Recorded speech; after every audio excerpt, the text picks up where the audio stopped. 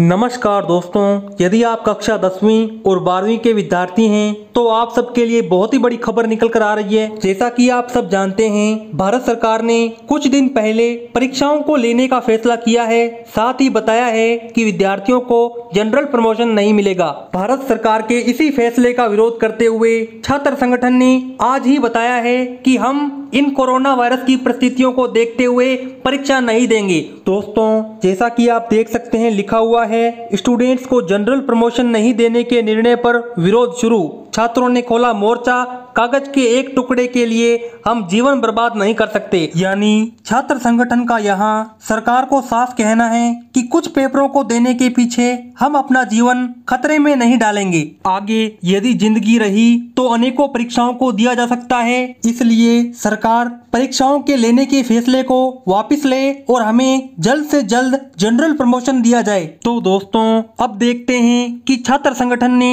सरकार से क्या मुख्य मांगे की है और क्या सवाल किए हैं। जैसा कि आप देख सकते हैं, लिखा हुआ है स्टूडेंट्स को जनरल प्रमोशन नहीं देने के निर्णय को गलत बताते हुए छात्रों ने मोर्चा खोल दिया है। यानी सभी छात्रों ने एकता दिखाते हुए सरकार के खिलाफ ये बात रखी है कि विद्यार्थियों को जनरल प्रमोशन देना ही पड़ेगा।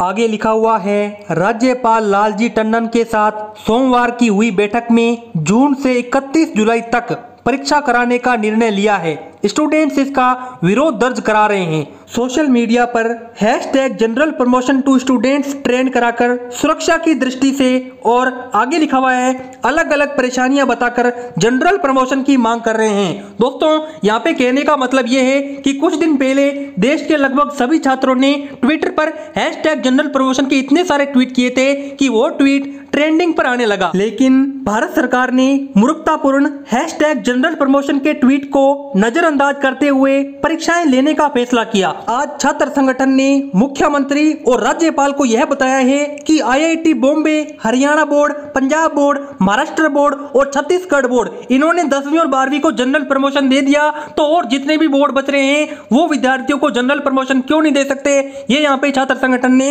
मांग रखी है। दोस्तों, जैसा कि आप देख सकते हैं, उन्होंने जनरल प्रमोशन का देने का निर्णय कर लिया है, तो आप क्यों नहीं कर सकते हो। ये विद्यार्थियों की सुरक्षा के लिए बहुत बेहतर है और छात्र हैं वो बड़ी संख्या में अपनी बात है वो रख रहे हैं। तो अब देखते हैं कि छात्रों ने मुख्यमंत्री जी से क्या सवाल किए हैं और क्या मांगे रखी है। जैसे कि आप देख सकते हैं, छात्रों के सवाल, बहुत से छात्र कंटेनमेंट जोन से हैं, उनके आने जाने की सुविधा क्या रहेगी। कहने का अर्थ ये है जैसे कोई छात्र है, उसके एरिया के अंदर लगभग 1 से 2 व्यक्ति यहाँ पे कोरोना पॉजिटिव हैं, तो उसको क्या करना है, उसको अपने घर से एग्जाम सेंटर पर जाना है, तो उसके जो आने जाने की सुविधा होगी वो गवर्नमेंट किस प्रकार से करेगी, ये छात्र का सवाल है मुख्यमंत्री जी से।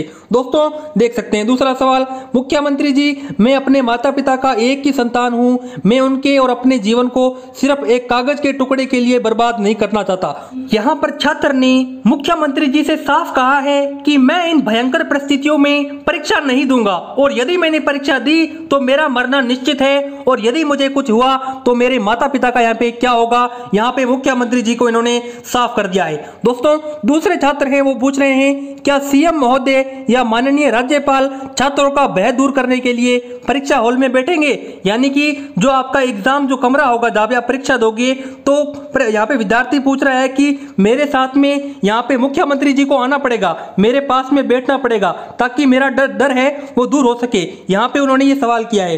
दोस्तों, जो तीसरे छात्र हैं उन्होंने पूछा है दूसरे जिलों से आए छात्रों को परीक्षा के बाद वापस पहुंचाने की जिम्मेदारी किसकी।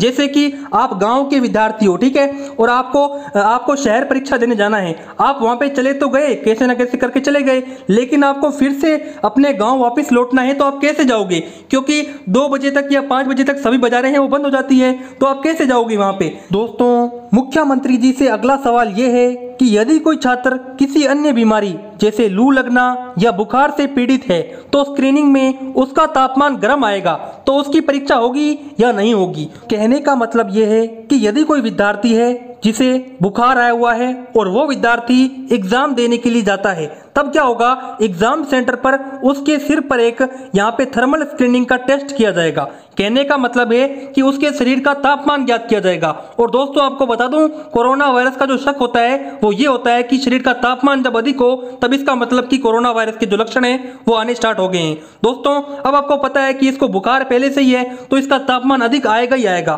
तो इसका मतलब वो तो यही सोचेंगे कि इसको लक्षण हो सकते हैं कोरोना वायरस के, तो उसकी परीक्षा होगी या नहीं होगी। यहाँ पे इस छात्र ने मुख्यमंत्री जी से सवाल किया है। छात्रों की इन मांगों और सवालों पर मुख्यमंत्री और शिक्षा विभाग के अधिकारियों का क्या जवाब आया है, जैसे कि आप देख सकते हैं यहाँ पे बताया गया है गाइडलाइन तैयार की जा रही है। कहने का मतलब ये है कि परीक्षा के दौरान विद्यार्थियों की सुरक्षा और स्वास्थ्य का ध्यान किस प्रकार रखा जाए, इसलिए सरकार है वो गाइडलाइन है वो तैयार कर रही है जिसमें हर छात्र की सुरक्षा का पूरा ध्यान रखा जाएगा। हम ऑनलाइन परीक्षा कराने पर भी विचार कर रहे हैं ताकि 15 जुलाई तक रिजल्ट घोषित हो सके। दोस्तों यहाँ पे तकनीकी शिक्षा के जो अधिकारी हैं, सचिव हैं, उनका साफ कहना है कि परीक्षा होगी और हम ऑनलाइन परीक्षा पर भी विचार कर रहे हैं ताकि जल्द से जल्द रिजल्ट डिक्लेयर किया जा सके। दोस्तों आप मुझे बताइए कि मुख्यमंत्री जी और शिक्षा विभाग के अधिकारियों द्वारा लिए गए इस फैसले से आप सहमत हैं या नहीं। दोस्तों यदि आपको ये वीडियो पसंद आई, इस वीडियो को लाइक कीजिए, चैनल को सब्सक्राइब कीजिए। मिलते हैं नेक्स्ट वीडियो में, तब तक के लिए जय हिंद, जय भारत।